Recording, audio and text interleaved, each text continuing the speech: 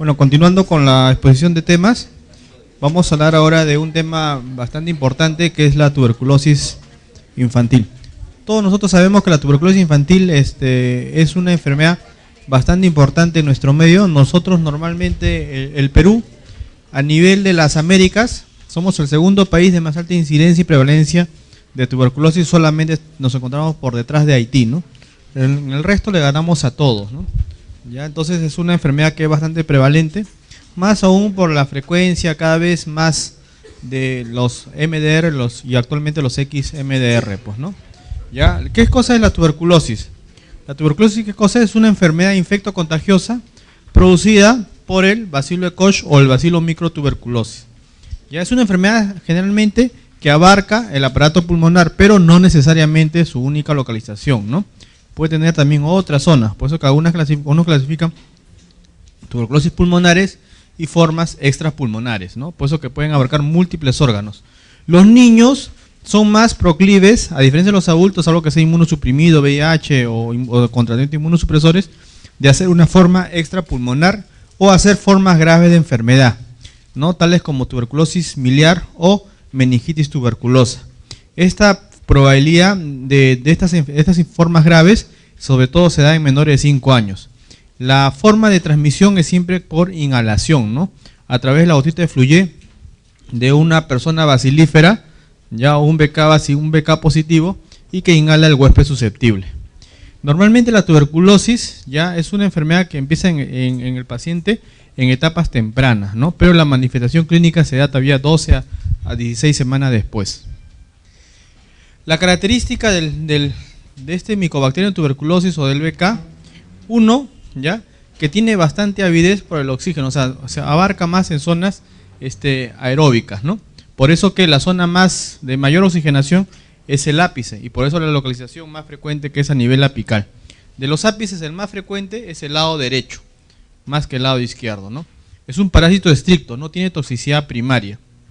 Como le digo, es un aerobio, ya tiene multiplicación lenta, su replicación se da cada 72 horas, y el cultivo, lamentablemente, por esta replicación lenta, también demora, va de 15 hasta 45 días.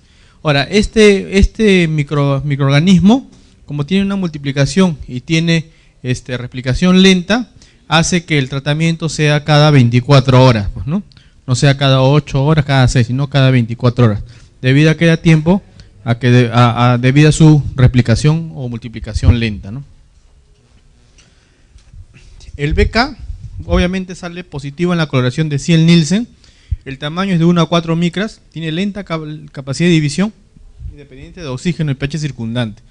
Frente a condiciones adversas, se mantiene en estado latente, ¿no? Muchos de nosotros de repente estamos infectados, pero no hacemos la enfermedad, ¿no? O sea, lo tenemos ahí en forma quiescente.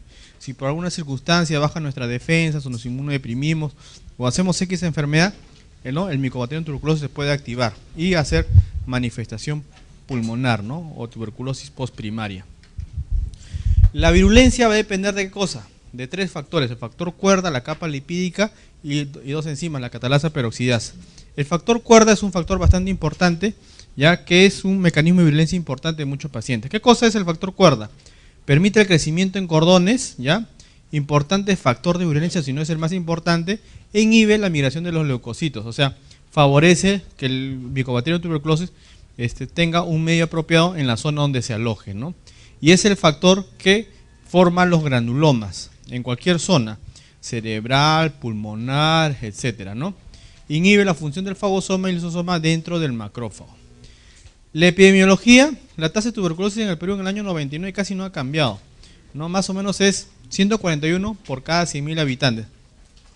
Actualmente estamos en 129 por casi 100.000 habitantes, o sea, prácticamente estamos igual, ¿no? Ya, pero 109 por cada 100.000 habitantes, esa es la última tasa. La tasa de mortalidad también sigue siendo la misma. Lo malo es que cada vez hay más proporción o más porcentaje de los MDR y de los XMDR, ¿no? Cosa que no había hace 10 o 15 años.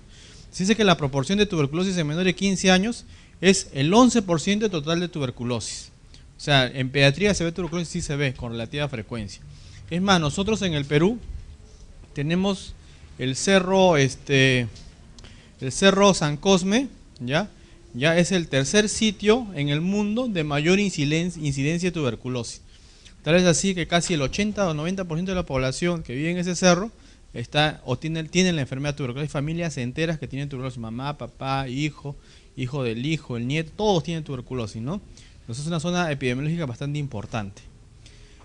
Desde el punto de vista, como ya mencionamos, el Perú es el segundo país de las Américas, no de Sudamérica, de las Américas, porque en Sudamérica le ganamos a todos, ¿no? De las Américas en general, solamente Haití nos gana, ¿no?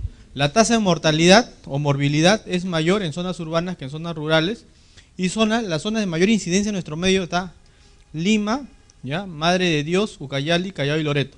En Lima, el Cerro San Cosme, ¿no? Lejos, ¿no? Después La Victoria, Barrios Altos y Huaycán, ¿no? Son los 4 centros o los 4 sitios donde normalmente hay una alta incidencia de tuberculosis. El único distrito de Lima que no ha reportado tuberculosis es La Molina. El resto todos tienen, ¿no? El resto todos tienen, pues, ¿no? 25.000 casos nuevos reportados en el año 2008, ¿no? Algunos se alegran, otros se ponen tristes. ¿No? Entonces esto acá es un gráfico, ¿no? Que lamentablemente está creciendo, ¿no? Y cada vez va a ser más, ¿no? Los XDR, los extremadamente resistentes, ¿no? Acá tenemos 2005, 2006, 2008, ¿no? Y cada vez hay más, no se ve muy bien acá, ¿no? Pero cada vez hay más zonas donde se van reportando XMDR. Y generalmente son en las zonas de mayor alta o de más alta incidencia, ¿no? Y muchos de ellos tienen como transmisor una madre tuberculosa secundaria a una infección por VIH, etcétera, pues, ¿no? O secundarias a drogadictos, ¿no? Y cada vez es más, lamentablemente. Desde el punto de vista epidemiológico siempre debemos identificar el caso índice, ¿no? El caso índice es el bacilífero que comienza a transmitir la enfermedad, no es el tosedor crónico, que luce bien, pero tose, o sea, no tiene muchas manifestaciones sistémicas, solamente es tosedor nomás, ¿no? Y ese comienza y se dice que cada persona infectada por tuberculosis o cada bacilífero tuberculoso más o menos contagia a 14 personas cercanas, ¿no? O sea, por cada tuberculoso hay 14 a su alrededor. Los niños clásicamente son paucibacilares, ¿no? Ya, o sea, tienen menos de casi uno o menos bacilos por cada lámina que se observa, ¿no? 95% de niños menores de 2 años son BK, ¿ya? Son paucibacilares, ¿no? Ahora, esto es relativamente cierto, relativamente falso, ¿ya? Casi a nosotros nos dicen, ¿no? Que la tuberculosis infantil o que el niño no contagia. Eso es mentira, ¿no? El niño contagia tanto como en el adulto, ¿ya?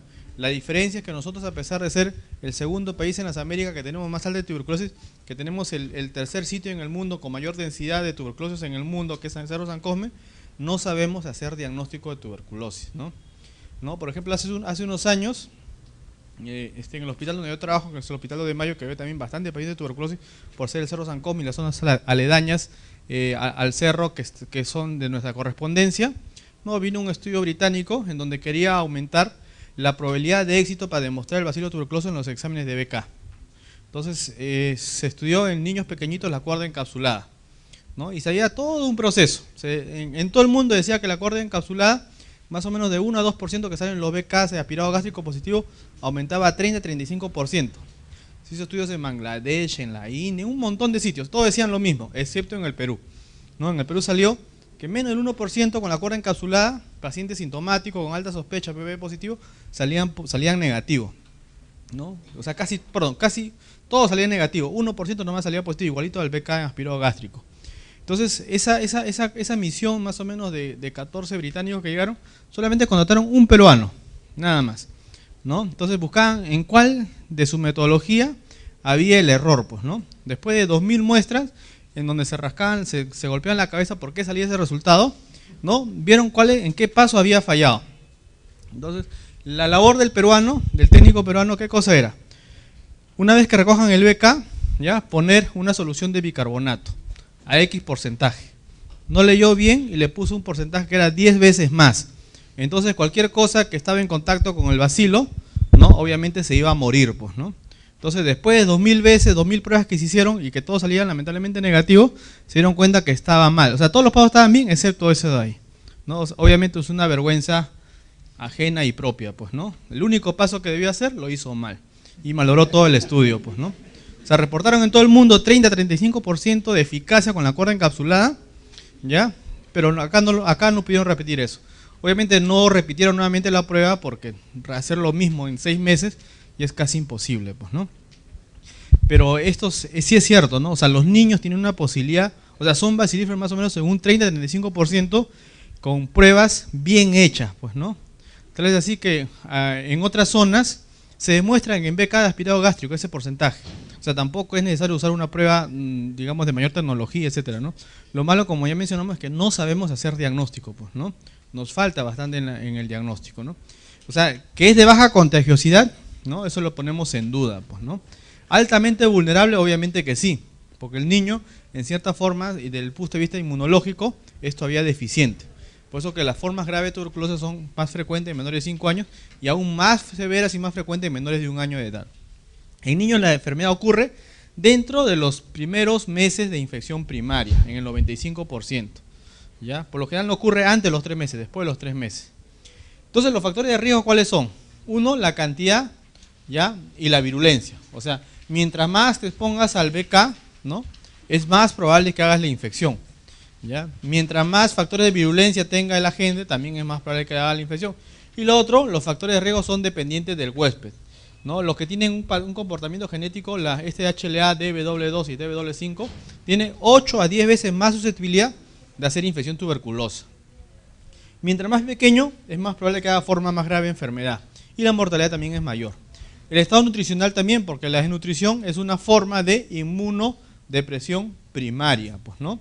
Entonces, si el estado nutricional está insuficiente o inadecuado, obviamente el paciente va a hacer la enfermedad, ¿no? Otras formas que inmunodeprimen son el sarampión, la varicela, VIH, tosferina, etcétera, ¿no? Tratamiento con corticoides, antimetabolitos, etcétera, ¿no? Pueden hacer también que sea más proclive a hacer estas infecciones tuberculosas. Este es un gráfico bonito. Acá no se observa muy bien, pero estoy seguro que sus ojos así. La transmisión, ¿no? Un adulto que tose y un niño o huésped susceptible. A través de la gotita de fluidez sale este bacilífero, contagia. ¿Ya? Y la prueba, el PPD, ¿no? La prueba que se hace en piel, ocurre una seroconversión 6 a 8 semanas. A uno dicen de 3 a 12 semanas. Pero es un promedio, ¿no? Por eso que muchas veces en niños grandes, ya cuando que tienen alta sospecha, le tomamos un PPD y el PPD sale negativo, ya nosotros, si la sospecha sigue siendo alta, le tomamos un PPD 2 o más semanas después, ¿no? Y muchas veces ese PPD hay una cero conversión y va a haber un PPD positivo después de 2 a 6 semanas. Y eso se llama fenómeno o efecto booster, ¿no? ¿Por qué? Porque la conversión se ocurre de 6 a 8 semanas, o sea, depende en qué momento te has infectado, pues, ¿no? ¿Ya? En el niño de menor de 1 año casi no se pide PPD, porque muchos de estos pacientes BCG-izados, el 50% de los PPD positivos pueden ser solamente por el BCG, ¿no? Y puede llamarse un falso positivo. Por eso que casi no se pide. En mayores de 1 año se suele pedir, ¿ya? Entonces, generalmente cuando la persona o el huésped susceptible se contagia, ya puede haber una curación espontánea en 6 meses. O sea, el paciente forma acá su complejo primario, ¿no? El complejo primario de Gong, ¿no? Que muchas veces la han escuchado.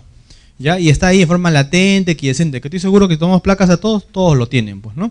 ¿Ya? Entonces, si el paciente por algunas circunstancias ya baja sus defensas, se desnutre, etcétera, va a haber una progresión después de los 2 años, que ocurre en el 5% de los casos. O puede haber una progresión después dentro de los 2 años, en otro 5% de los casos, y progresa más rápidamente, obviamente, en pacientes que tengan alguna coinfección como el VIH.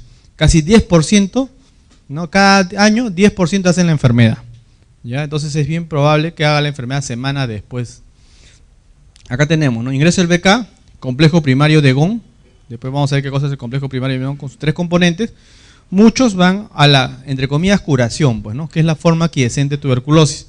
Y aquellos que tienen factores de riesgo, lamentablemente, hacen una forma primaria evolutiva, que puede ser formas parenquimales, pleuroparenquimales, la epituberculosis, o la diseminación, ¿no? Linfohematógena con la tuberculosis miliar, o formas extrapulmonares. Casi todas las formas extrapulmonares se dicen que son formas postprimaria de enfermedad, ¿no? La meningitis tuberculosa es una forma postprimaria, la tuberculosis también es una forma postprimaria, etcétera, pues, ¿no? La tuberculosis puede dar en cualquier órgano, ¿no? Las únicas zonas en donde no se ha demostrado tuberculosis es en la uña y en el cuero cabelludo, ¿no? El resto puede estar en cualquier órgano o sistema, pues, ¿no? Ahora, esta enfermedad también se puede dividir por estadios. El estadio 1, en donde no existe crecimiento bacilar. El bacilo es destruido o inhibido por el macrófago alveolar, crece, ¿no? Y destruye al macrófago. Es el estadio 1. El estadio 2, el bacilo crece en forma logarítmica en el macrófago no activado. Se va aumentando, va a producir una respuesta inflamatoria bastante intensa. Y esta respuesta inflamatoria va a formar el tubérculo o tuberculoma o granuloma, ¿no? Que va a haber gran atracción de monocitos, linfocitos, o sea, intensa respuesta inflamatoria. Acá va a encontrar bacilo que va en ganglios linfáticos, va a ocurrir, es tanta la cantidad de bacilos que va a eclosionar y va a producir una diseminación linfática y hematógena. Puede ser al ápice pulmonar o las formas extrapulmonares, huesos largos, riñones, etcétera, ¿no? Causa enfermedad o permanecen dormidos algunas veces. El tubérculo se resuelve, se calcifica y forma complejo primario o se necrosa. Y el complejo primario, ¿en qué va a consistir? Primero, compromiso alveolar, ganglio linfático y linfangitis, ¿no? Es el complejo primario de Ghon, ¿no? Por ahí vamos a ver. El estadio 3, o sea, en el estadio 2 vamos a encontrar el complejo primario de Ghon. Y en el estadio 3 aparece una hipersensibilidad retardada que causa necrosis gaseosa. En el estadio 3 significa que el PPD ya va a salir positivo, ¿no? Los macrófagos activados destruyen a los inmaduros y a los bacilos, y esto se llama la inmunidad celular. Y puede ocurrir acá una forma hematógena, una diseminación hematógena a cualquier órgano o sistema. En el estadio 4 vamos a encontrar una licuefacción del calcio, multiplicación de los bacilos y va a haber una diseminación directa. Mecanismo mediado por enzimas tiroglíticas e hipersensibilidad retardada tipo 4, ¿no? Y acá se forman ya las clásicas cavernas, ¿no? En la radiografía de tórax vamos a ver las cavernas tuberculosas, que ya el paciente de repente lo tiene ya por bastante tiempo, ¿no? La diseminación de la tuberculosis puede ser directa o por vía hemágena, ¿no? O por vía hematógena, perdón. Directa, tenemos las lesiones pulmonares secundarias como la neumonía tuberculosa, enfermedad endobronquial o la pleuritis, ¿no? Y la forma hematógena por lesiones de otros órganos o la enfermedad miliar, ¿ya? Acá tenemos un gráfico que nos dice riesgo de enfermedad luego de una infección primaria. Generalmente en el primer año, ya las formas, como ven, las formas severas, como la tuberculosis meningia, puede ocurrir en el 10 al 20% de los casos. Y esto va bajando conforme el paciente va aumentando en edad. Pues es el primer año, es el año de máximo riesgo para ser la forma severa, ¿no? Igual, en la tuberculosis pulmonar, generalmente en el primer año ocurre la activación. Después de un complejo primario, el paciente lamentablemente no tiene sus defensas adecuadas y pueden hacer enfermedades pulmonares, pues, ¿no? Y hay un segundo pico después de los 10 años, por causas hormonales. No hay enfermedad en el 50% de los casos, lo cual aumenta también con la edad, pues, ¿no? Este es también un cuadro importante donde señala el intervalo de tiempo entre el contagio y el desarrollo de varias formas de tuberculosis. El complejo inmune se da en los primeros 4 a 8 semanas y el complejo primario de Ghon se da 1 a 3 meses, ¿no? Las lesiones pulmonares locales se dan de 3 meses a 9 meses. Las efusiones pleurales se dan entre 3 a 12 meses después de la infección, ¿no? La tuberculosis minial o meningia también de 3 meses en adelante. La ósea, 10 a 36 meses, y la que sea más tardíamente es la forma renal, de 10 años en adelante. O sea, 10 años después de haberte infectado puede ser tuberculosis renal. Normalmente los complejos primarios se ven 1 a 3 meses después. Clínicamente puede haber ninguna sintomatología. ¿Esto qué significa? Que normalmente si el paciente se infecta al momento de nacer, porque de repente el médico tenía tuberculosis, le tosió la cara al neonato y le infectó, este niño va a hacer la enfermedad a partir del 3er mes, pues, ¿no? Si el niño hace la enfermedad al momento de nacer, ¿qué significa? Que probablemente es una tuberculosis congénita, pues, ¿no? Entonces las tuberculosis miliares que ocurren fuera del parto o se dan después de los 3 meses, pues, ¿no? Antes es casi imposible. Si hace al mes, lo más probable es que sea una tuberculosis congénita. Si hace una meningitis tuberculosis al mes y medio, lo más probable es que haya sido una tuberculosis congénita. Que se da, sí se da, pues, ¿no? Y muchas veces pasa desapercibido. Muchas veces nosotros, al menos en el hospital, ¿no?, tenemos pacientes ya con tuberculosis a los 2 meses, 3 meses, ya, y tienen el antecedente que cuando nació el niño, ya nació con una neumonía neonatal, y la madre aparentemente sin factores de riesgo, ¿no? Neumonía neonatal, le dan antibiótico, el común que usan en todas las unidades intensivas neonatales, y el paciente mejora, ¿no? Como es un BK, obviamente mejora parcialmente, pero igualito el paciente sigue tosiendo, un poco asintomático, y a los 2 meses y medio ya no puede el pulmón y está todo blanco. Le tomamos un BK porque lo intubamos y aspiramos a nivel de tráqueo bronquial y vemos un BK positivo, esa era una tuberculosis congénita.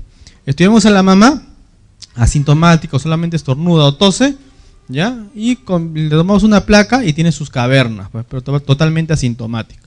Entonces estudiamos a la mamá y al papá, el papá de repente fumador, VIH, etcétera, pues, ¿no? Y la mamá también. Y el niño con una forma grave de enfermedad congénita, que muchas veces pasa desapercibido al momento del parto. Entonces, en la forma clínica de tuberculosis, la tuberculosis pulmonar es la forma más frecuente, 60-80% de los casos. En las formas extrapulmonares, la forma ganglionar, lejos es la forma más frecuente, 60-80%. Y después vienen las otras, ¿no? Y la TB miliar, solo el 5%. Generalmente en el niño, ¿no?, la primoinfección es la manifestación más común, que es la forma no evolutiva, que estoy seguro todos nosotros en algún momento lo hemos tenido solamente por ser peruanos, ¿no? Y después tenemos la primoinfección evolutiva, en donde está la tuberculosis pulmonar primaria, pues, ¿no? Donde está la tuberculosis parenquimal, pleuroparenquimal o la epituberculosis.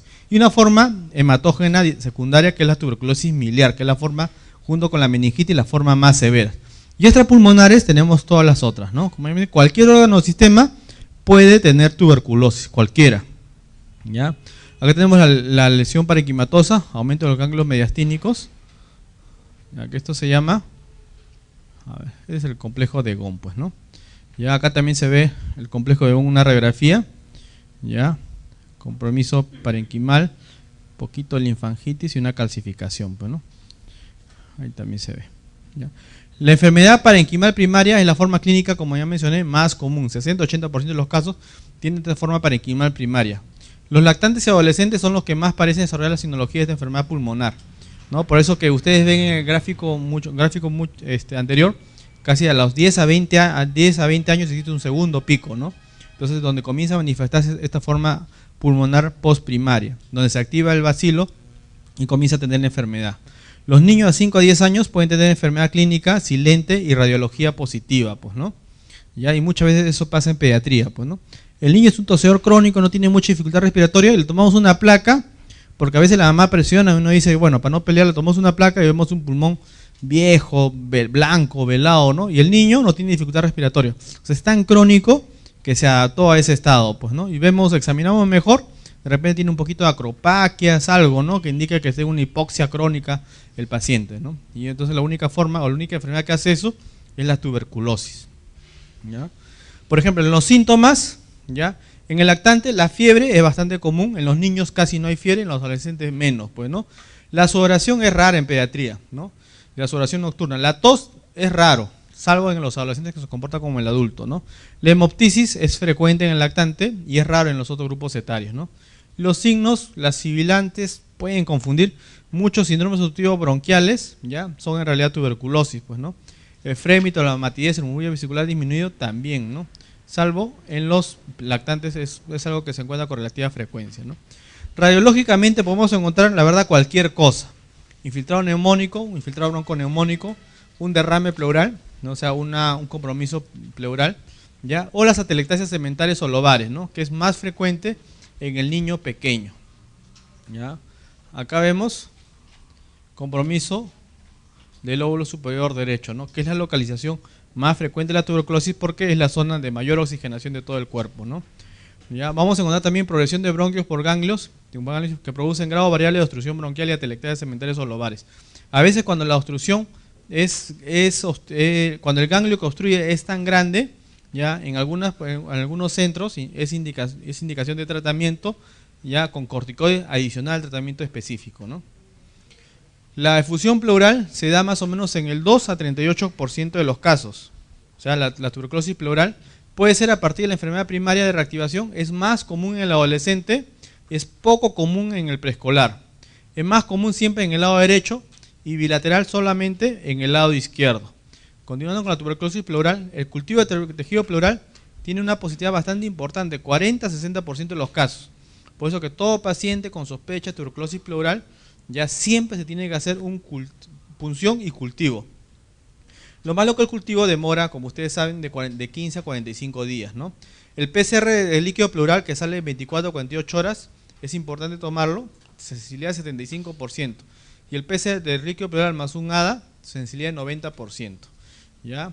Entonces, el ADA muchas veces no es considerado como criterio diagnóstico, pero sí ayuda a sumar, pues, ¿no? Sobre todo en aquellos pacientes que tenemos cierta duda. Acá tenemos el empiema tuberculoso, ¿ya? O pleuritis tuberculosa, ¿no? Vamos a ver un engrosamiento de toda la pleura, pues, ¿no? Y acá se va llenando. Se va llenando y esta es la clásica curva de Damasó, pues, ¿no? ¿Ya? Y algunas veces en el 5% solamente es bilateral, generalmente es unilateral. Y más frecuente en el lado derecho que en el izquierdo, pero en este caso es en el lado izquierdo, pues, ¿no? ¿Ya? Entonces esa es la pleuritis o empiemas tuberculosis. ¿Ya? Entonces estas pleuritis o empiemas tuberculosis, casi 6% de los pacientes con tuberculosis hacen esta forma o esta forma de presentación. La tuberculosis miliar, ¿ya? Se da en el 1 a 2% de los casos de tuberculosis. Solamente 1 a 2%, no es muy frecuente. Pero lamentablemente es una forma que es más frecuente en el menor, de 1 año de edad, ¿no? Puede dar en menores de 5 años, sí, pero es más frecuente y más severo en menores de 1 año de edad, ¿ya?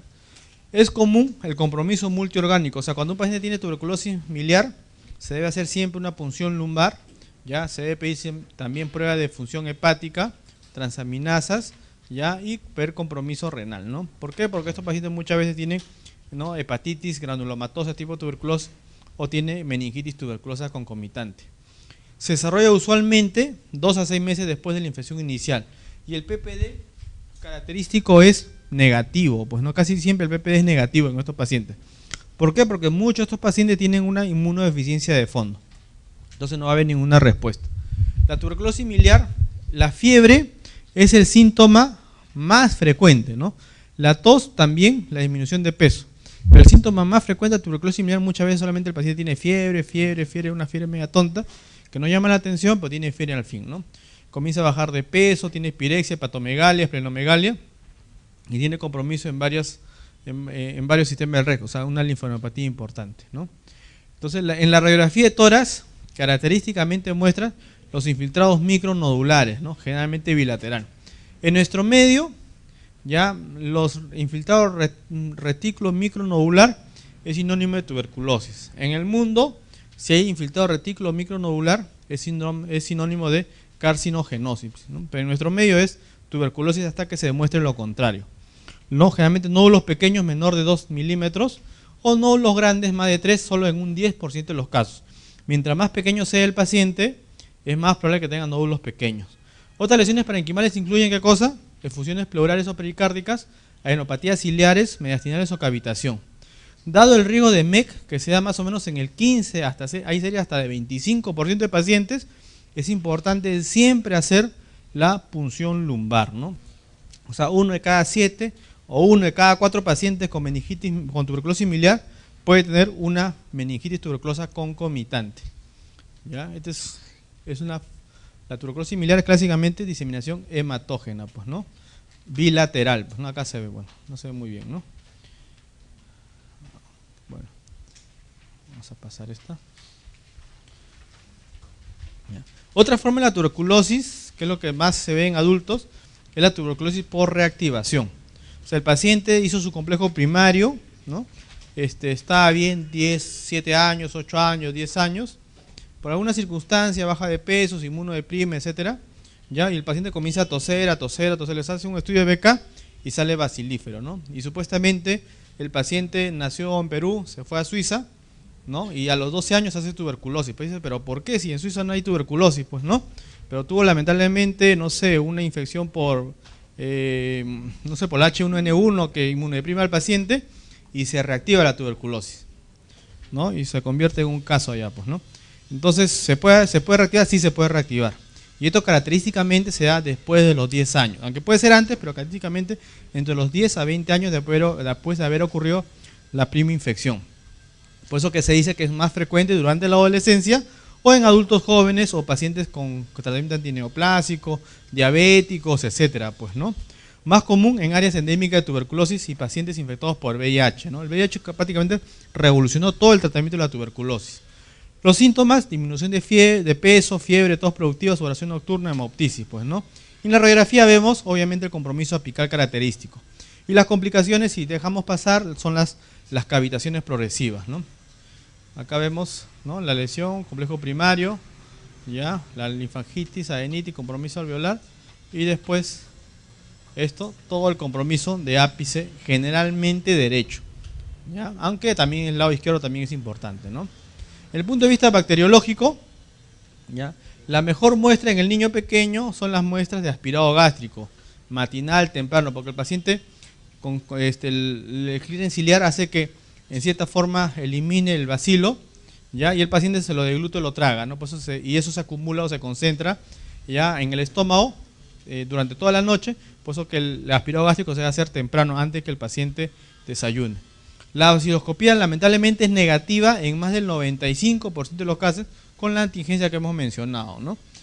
Hay series donde reporta hasta 35% de beneficio, ¿no?, de la vaciloscopía, pero depende de dónde se realiza. El cultivo aislamiento en menos de estos pacientes que salen positivos, menos del 40%, lamentablemente el cultivo sale positivo. A pesar de ser BK positivo, menos del 40% el cultivo sale positivo. Y puede tardar hasta 10 semanas el cultivo, ¿no? Otras formas de tratamiento es el ELISA y de diagnóstico de ELISA y PCR. Ese es el clásico criterio de Stigen y Toledo, ¿no? El BK es diagnóstico, con 7 o más puntos das tratamiento, ¿no? ¿Ya? Con 5 o 6 es factible, ¿ya?, y amerita prueba terapéutica. 3 o 4 es posible, 2 no es tuberculosis, ¿no? Por ejemplo, BK, 7 puntos, granuloma específico, 7 puntos, PPD, 3 puntos, antecedente biológico, 2 puntos, cuadro clínico, 2 puntos, radiografía subjetiva, 2 puntos. Mira, estoy seguro, si ustedes tosen más de 2 semanas, ya tienen cuadro clínico subjetivo, 2 puntos. Por ser médico tienen antecedente epidemiológico, 2 puntos, ¿no? Le toman un PPD, que estoy seguro que va a salir positivo, ¿no? Entonces son 7 puntos. Estoy seguro que cuando ustedes hacen un resfrío que dura más de 2 semanas, deberían recibir tratamiento, pero no es así. Ese es el demol de Stigen y Toledo, pues, ¿no? ¿Por qué? ¿No? Para nosotros fácilmente, todos nosotros que hacemos sinusitis deberíamos recibir tratamiento porque completamos el puntaje, pues, ¿no? Pero es por eso que muchas veces en los programas sirve como ayuda en el niño, ¿no? En el adulto también. Pero ese es el demol de Stigen y Toledo, ¿no? No discrimina otras cosas, ¿no? Si ponemos placa, peor todavía, pues, ¿no? ¿Ya? Entonces, la prueba de tuberculina es una prueba importante que generalmente se positiviza entre las 2 semanas y las 10 semanas. Algunos dicen de 4 semanas a 8 semanas. Pero el tiempo es variable, ¿no? Algunos toman de 2 a 10 semanas, por eso de ahí sigue, o de ahí se da el concepto del fenómeno efecto booster, que después el paciente que el PPD sale negativo, después de 2 semanas le tomamos nuevamente el PPD y el PPD se positiviza, ¿no? Fenómeno efecto booster porque es una respuesta de hipersensibilidad retardada o tardía, pues, ¿no? Para diagnóstico, 10 o más es positivo, 5 o 9 dudoso y 0 a 4 milímetros negativo, ¿no? No es una prueba para seguimiento de la enfermedad. O sea, si uno es positivo, va a ser probablemente positivo toda la vida. No significa que se va a negativizar, ¿no? El PPD puede ser negativo en 10 a 20% de pacientes con tuberculosis, y es más, en pacientes inmunosuprimidos o con VIH o con la forma severa de tuberculosis miliar, generalmente es negativo, ¿no? La radiografía de tórax también es una prueba, ¿no? Es bastante, muchas veces se dice que compromiso apical, ya sea izquierdo o derecho, es tuberculosis hasta que se demuestre lo contrario, ¿no? Eso todos ustedes saben. Si bien es cierto, no hay una placa patognomónica de tuberculosis, pero por ser un país de alta incidencia y prevalencia, casi siempre es la norma, ¿no? Compromiso apical, tuberculosis, ¿no? Las lesiones pueden ser de diversas tipos, todas las que se les ocurran: neumonía, cavidades, derrame, atelectasias, compromiso iliar, adenopatías, etcétera, pues, ¿no? La tuberculosis extrapulmonar puede cursar con una radiografía de tórax normal, ¿no? Como ya mencioné, la tuberculosis extrapulmonar, ya primariamente ha sido ese paciente ha tenido su complejo primario a nivel pulmonar, pues, ¿no? Bueno, no hizo mucha respuesta inflamatoria y a veces no se ve nada después de 5 o 6 años, pues, ¿no? Pero si le toman una tomografía que es más específica y más sensible, ahí podemos encontrar de repente algunas zonas fibróticas, algunos ganglios un poco pequeños, etcétera, ¿no? Pero por lo general, en una forma de tuberculosis extrapulmonar, la radiografía suele salir normal y eso no descarta, pues, ¿no? Entre otros exámenes auxiliares, ya tenemos la radiología, ¿no?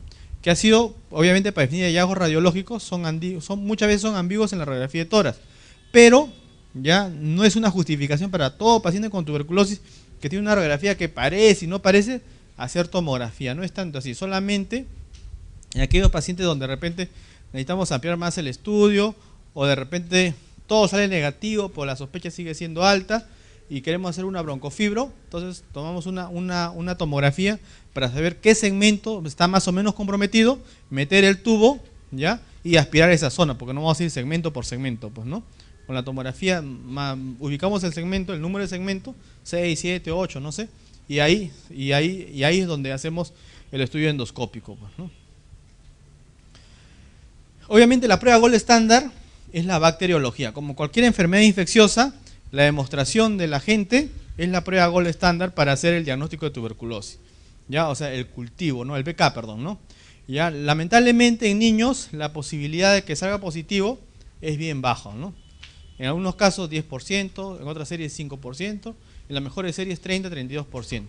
Pero más se da el porcentaje más bajo por una técnica, por un mal procesamiento de la muestra, ¿no? La positividad de los cultivos es de 30-40% de los pacientes bacilíferos. O sea, si decimos que 10% de niños son bacilíferos, o sea, de 100 pacientes tuberculosos, 10 sale BK positivo. 90 tienen tuberculosis, pero BK es negativo, ¿no? De esos 10 con BK positivo, solamente 4 salen el cultivo positivo. O sea, en general, solamente 4%, ya 4% del total de pacientes tuberculosos tienen cultivo positivo, ¿no? O sea, es más bajo aún el número, ¿no? La muestra, si el paciente puede expectorar, desputo, y si es menor de 6 años o menor de 7 años, aspirado gástrico, pues, ¿no? Matinal, ¿no? Porque, como ya mencioné, el bacilo se concentra durante la noche, ¿ya? En el jugo gástrico, y eso permite que el aspirado gástrico se hace durante la mañana, pues, ¿no? En la anatomía patológica, la lesión característica es el granuloma con un casium central y se confirma mediante el aislamiento del bacilo ácido alcohol resistente. Cuando se hace siempre la biopsia para buscar el bacilo, siempre se debe mandar a cultivo, siempre, ¿ya? O sea, siempre cultivado, o sea, no es que biopsia y a patología, no, se debe mandar siempre una muestra a cultivo, pues, ¿no? ¿Ya?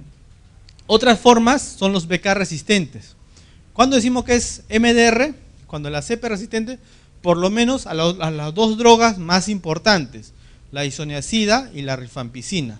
Y cuando decimos que es un XDR, o sea, un extremadamente resistente, cuando la cepa es resistente a casi todo, pues, ¿no? Isoniazida, rifampicina, a una fluoroquinolona, como la levofloxacino, ciprofloxacino, moxifloxacino, o una droga parenteral de segunda línea, como la canamicina, la micacina o la capreomicina, pues, ¿no? Estos son los XDR, que lamentablemente cada vez hay más casos de esto, pues, ¿no? Pero por suerte, ahora, el tratamiento de los XMDR no es nada simple, ¿no? En estos pacientes el tratamiento son ampollas por 6 meses, canamicina o amicacina, y el resto como 6, 7 drogas, pues, ¿no? Ya por espacio mínimo de 18 meses. Algunos están hasta 36 meses tomando medicación. O sea, no es algo tan simple, ¿no? Por lo general, la verdad, la mayoría de los niños, más del 90% no lo toleran y se mueren. El adulto, por suerte, tiene mejor tolerancia a esto, ¿no? ¿Ya? En el niño, la dosis en general proporcionalmente es más alta a la dosis del adulto, ¿no? Proporcionalmente, o sea, toleran mayor cantidad de medicación y mucho mejor que el adulto, excepto el XDR, pues, ¿no? La mayoría son tuberculosis primaria con lesiones cerradas, con números relativamente pequeños de micobacterias, pues, ¿no? Y existe menos resistencia a drogas, ¿no? Los XDR se han reportado más en pacientes con VIH, pues, ¿no? ¿Ya? Por suerte en el niño la posibilidad de un RAFA es pequeña, ¿no? Es menor comparado con el adulto, ¿ya? Y cuando ocurre hay que fraccionar las tabletas porque no existe muchas veces jarabes por ejemplo, no existe jarabe de isoniazida, no existe jarabe de tambutol, etcétera, pues, ¿no? Entonces hace que la preparación sea un poco más difícil, pues, ¿no? Y no sea muchas veces muy exacto. Y la aceptación peor, ¿no? Son un poco amargas las drogas. Entonces usted ya lo sabe, ¿no? Primera fase, 2 meses de tratamiento, esquema 1, ¿no? Con las 4 drogas básicas, isoniazida, rifampicina, piracinamida y etambutol, alternativamente la streptomicina, ¿no? Frecuencia diario por 2 meses y la segunda fase 4 meses, ¿no? 2 veces por semana. Ya en nuestro medio es así, ¿no? Isoniazida 15 por kilo, rifampicina 10 miligramos por kilo día, ¿no? El esquema 1, ¿a quiénes indica? pacientes nuevos con BK positivo o BK negativo, pero que unió criterios clínicos para hacer diagnóstico, ¿no? Como ya mencioné, ¿no? PPD positivo, epidemiología positiva, ya radiografía sugestiva, etcétera, pues, ¿no? Paciente nuevo con TBC extrapulmonar, ¿no? Ganglionar, pleural, peritoneal también. Y paciente nuevo con tuberculosis extrapulmonar de gran severidad, meningitis tuberculosis o tuberculosis miliar, también debe ser el esquema 1, pues, ¿no? El esquema 2 es un esquema un poco más largo, que son 8 meses, primera fase 2 meses, segunda fase 1 mes diario y tercera fase 2 veces por semana por 5 meses. La primera fase es igual que la anterior, la segunda fase ya es diario, pero con las 4 drogas básicas, y la tercera fase son 5 meses con isoniazida, rifampicina y etambutol, ¿no? Actualmente, si no me equivoco, el programa de tuberculosis para fines de este año, ya van a tener que tenerlo en cuenta, o a comienzo del próximo año, va a cambiar su forma o sus esquemas, pues, ¿no? Pero hasta ahora esto es lo que se usa. ¿Ya? El esquema 2, ¿en quiénes indican? En pacientes con pulmonares, tuberculosis pulmonar y extrapulmonar antes tratado, las recaídas a menudo recuperados con BK positivo, pues, ¿no?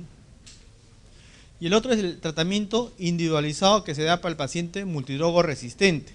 El tratamiento individualizado, ¿ya?, se incluirá la mayor cantidad de medicamentos antituberculosos, de primera, segunda, tercera o todas las líneas que aparezcan, pues, a la cual la cepa sea sensible. La duración es un tiempo no menor de 18 meses y se podrá continuar hasta 36 meses según recomendaciones internacionales, ¿no? Todavía no hay un tiempo exacto de cuándo cortar la droga, pero se da hasta 36 meses, hasta ahora es lo más largo que se ha utilizado como medicación para una enfermedad infecciosa. Ya, así como existen criterios para tratar, también existen criterios para hospitalizar, ¿no? ¿Qué criterios tenemos para hospitalizar? Pacientes con insuficiencia respiratoria aguda, pacientes con infecciones respiratorias sobreagregadas, puede ser una neumonía por X germen, pacientes con hemoptisis masivo, pacientes con neumotórax espontáneo, pacientes que hagan RAFA grave, generalmente dermatológico, que es lo más frecuente, la desnutrición severa y formas graves de tuberculosis, ¿no? La tuberculosis miliar o tuberculosis meningia, se tienen que hospitalizar. Indicación de corticoides, en la MEC tuberculosis de cabeza se usa corticoides por espacio de 4 a 8 semanas, la tuberculosis miliar también, las pericarditis tuberculosas, los derrames pleurales, aunque eso todavía es controversial, las tuberculosis endobronquiales cuando el ganglio muy grande obstruye la vía aérea, ¿no? Y formas graves y tóxicas con afectación importante del estado general.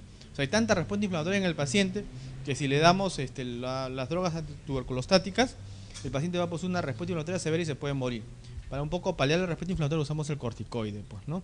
Las medidas preventivas, ¿ya? Si dice que un bacilífero no tratado contagia 14 a 16 personas por año, ¿no? O sea, es bastante, ¿no? Si esa persona vive 10 años, son 140 a 160 personas, ¿no? En toda su vez es bastante, pues, ¿no? O sea, acá hay un paciente con tuberculosis, imagínense cuántos ya están contagiados, ¿no? Entonces, pues todo tosedor, por eso que es bien simple, ¿no? Los programas que dicen, si tienes todos más de 2 semanas, tienes que hacerte tu BK, pues, ¿no? Es porque la diseminación es bastante fácil de encontrar. Se dice que el tosedor cuando tose, más o menos a su alrededor, el radio de contagio es 2 metros, pues, ¿no? 2 metros, o sea, si alguien tose, siéntese unas 4 o 5 filas detrás o delante de ella, pues, ¿no? O de él, pues, ¿no? Porque se pueden contagiar, ¿no? ¿Ya? Y si hay hacinamiento, peor, pues, ¿no? Ahora, la quimioprofilaxis se da en quienes, en aquellos pacientes, obviamente que hay contacto, pero que estemos totalmente seguros que no tiene la enfermedad, ¿no? Eso primero, porque si tienen la enfermedad o hay sospecha, hay que tratar, ¿ya? Si sabemos que no tienen la enfermedad, hacemos quimioprofilaxis, ¿no? ¿Y qué droga se da? La isoniazida, pues, ¿no? 5 mg por kilo por 6 meses, según una sola toma, y en pacientes infectados con VIH, ya por 12 meses.